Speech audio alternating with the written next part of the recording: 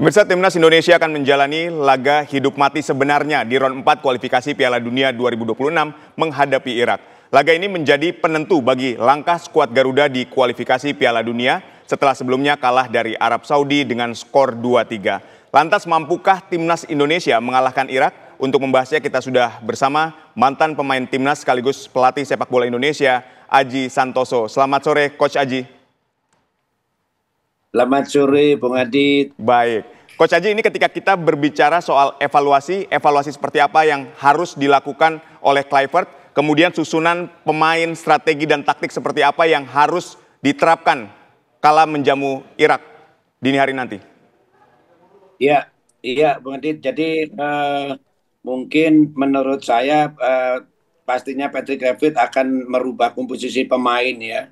Karena di mana pada pertandingan pertama melawan Arab Saudi kita kalah 22-3 dan itu memang ada sedikit para netizen bertanya-tanya kenapa menurunkan pemain-pemain yang selama ini jarang menjadi starter, tetapi kita juga tidak boleh menjudge bahwa itu memang menurut pandangan dari pelatih persiapan pemain terakhir, contohnya seperti McLeod, Beckham itu menjadi starting line up, di mana pada pertandingan-pertandingan sebelumnya dia jarang sekali untuk menjadi starting line up. Tentunya ini akan menjadi evaluasi buat Patrick Kluivert, di mana pertandingan nanti pagi itu adalah pertandingan-pertandingan yang super penting, lebih penting daripada pertandingan pertama. Jadi Patrick Kluivert tidak boleh salah dalam menurunkan komposisi pemain. Patrick Kluivert tidak boleh salah dalam mengeterapkan taktik dan strategi.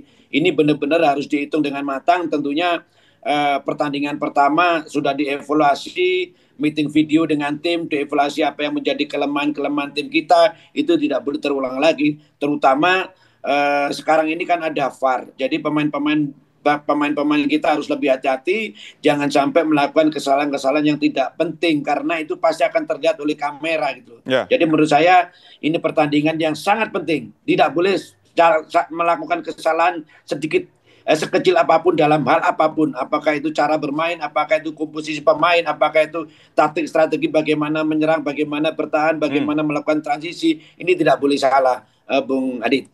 Baik, tidak boleh ada kesalahan sekecil apapun. Kita berbicara soal strategi, taktik, lalu komposisi pemain. Menurut Anda yang ideal sebagai bahan evaluasi lah untuk menghadapi Irak ini seperti apa? Ya, yang jelas kita memang cukup berat ya, lebih berat daripada melawan Arab Saudi. Kenapa? Yang pertama masalah recovery.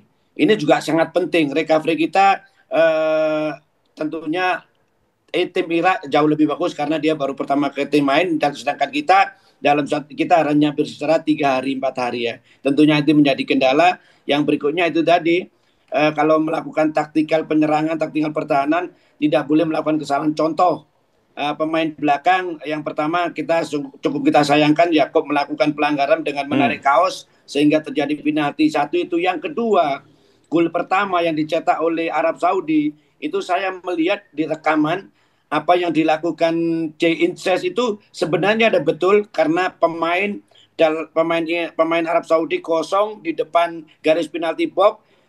Inces sudah menutup ruang cepat, dia melakukan pressing, tetapi yang dia salah melakukan adalah dia balik badan.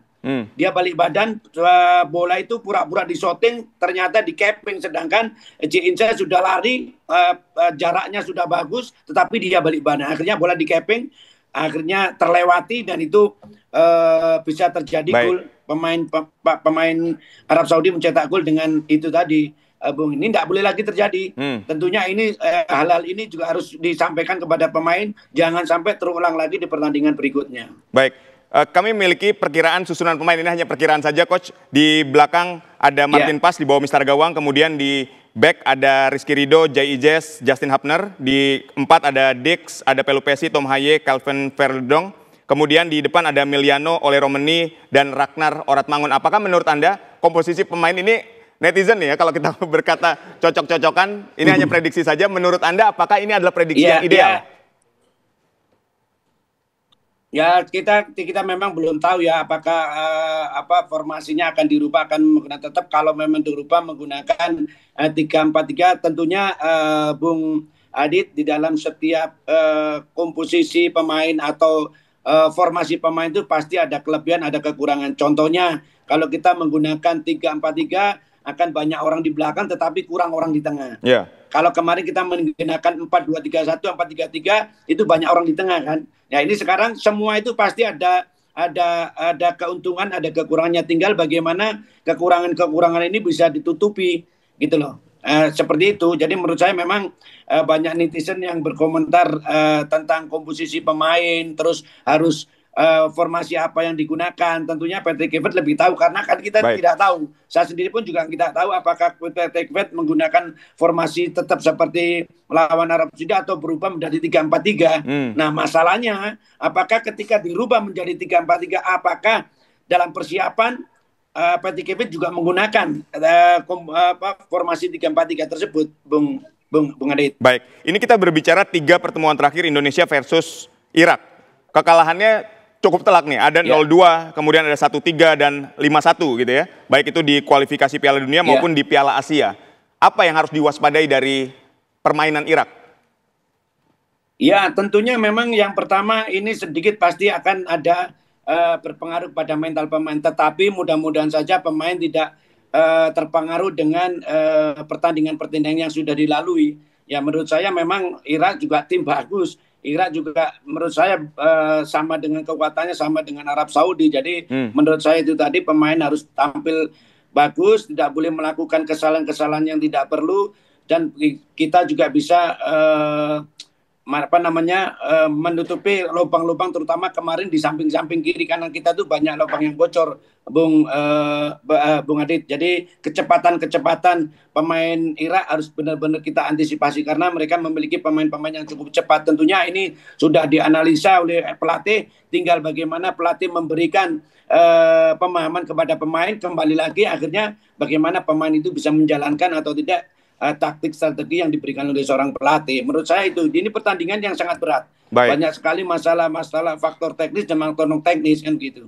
Baik, dengan materi pemain yang kita miliki sekarang, ini menurut Anda strategi dan cara seperti apa yang dapat dimaksimalkan agar dapat membuat permainan menyerang transisi dan bertahan kita dapat berjalan dengan efektif dan baik, Coach?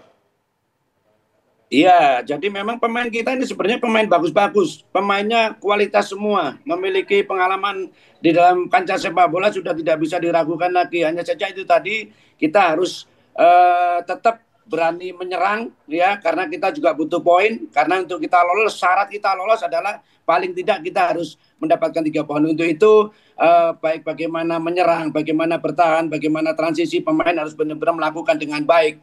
Menurut saya tetap kalau kita tidak berani menyerang, justru itu akan menjadi bumerang. Artinya kita main normal menyerang ketika kita pegang bola, pemain-pemain berani keluar untuk menyerang, dan ketika lawan pegang bola kita semua kompak untuk melakukan pertahanan. Tetapi saya mengharapkan untuk pemain-pemain kita tidak boleh terlalu cepat kehilangan bola. Ini sangat penting, apalagi kalau memasuki di sepertiga pertahanan lawan, ini bola harus kuat. Kita kendalikan bola, kita kuat, kita pegang, sehingga lawan juga akan kesulitan, Bung Adit. Karena salah satu untuk menembus pertahanan lawan itu ada beberapa alternatif. Yang pertama bisa melakukan solo run, yang kedua bisa melakukan kombinasi 1-2 di sepertiga pertahanan lawan, yang ketiga juga melakukan long range shoot atau crossing dari samping. Tetapi yang paling efektif adalah bisa melakukan kombinasi 1-2 di sepertiga pertahanan lawan. Lah, syarat untuk bisa melakukan kombinasi 1-2 di sepertiga pertahanan lawan itu adalah tidak boleh terlalu cepat kehilangan bola.